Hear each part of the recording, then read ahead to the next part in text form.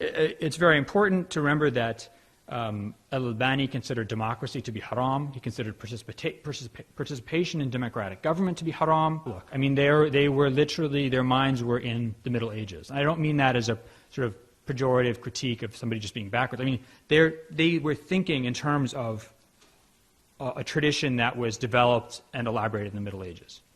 They were thinking in terms of a tradition that was developed and elaborated in the Middle Ages.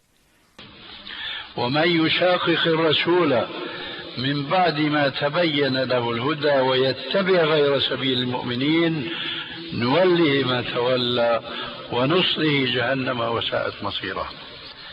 It's very important to remember that Albani considered democracy to be haram. He considered participation in democratic government to be haram.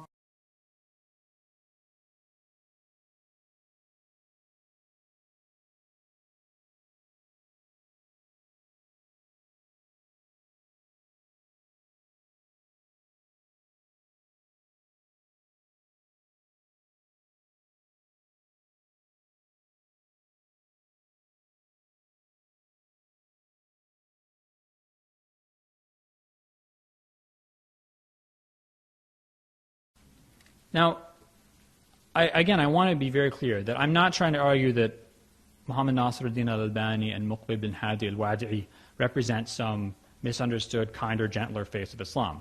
They were, I don't think their problem was, I don't think it's their methodology that is extreme.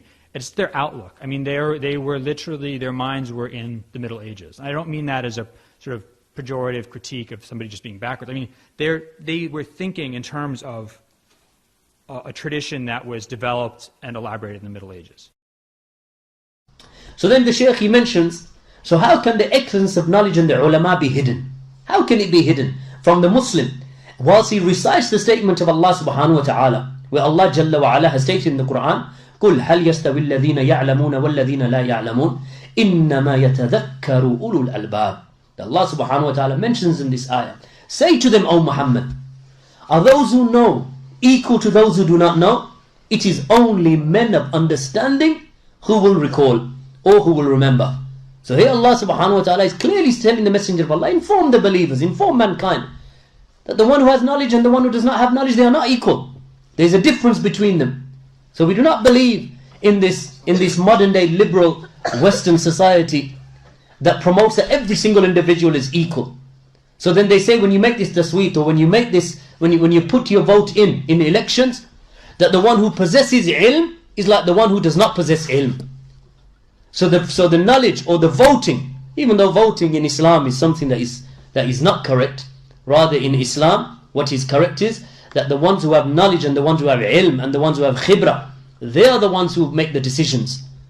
But as for these Western lands, the most ajhalun nas, the most ignorant of the people, and afsaqun nas, and the most sinful of people, and the akfarun nas, and the most disbelieving of the people, that his voice is like the voice of the one who is the most righteous and the most pious and the most just and the one who keeps away from kufr and shirk and disobedience to Allah. That their voice is considered to be the same, and they say his vote is one and his vote is one, as if their aswat and their voices are the same level in the sight of Allah subhanahu wa ta'ala. Whereas in Islam, that those who have ilm, Allah subhanahu wa ta'ala gives them a daraja, gives them levels above the rest of the people. So knowledge is a virtue.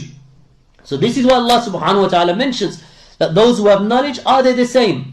Or are they equal, those who know and those who do not know? And it is only the men of understanding who will remember.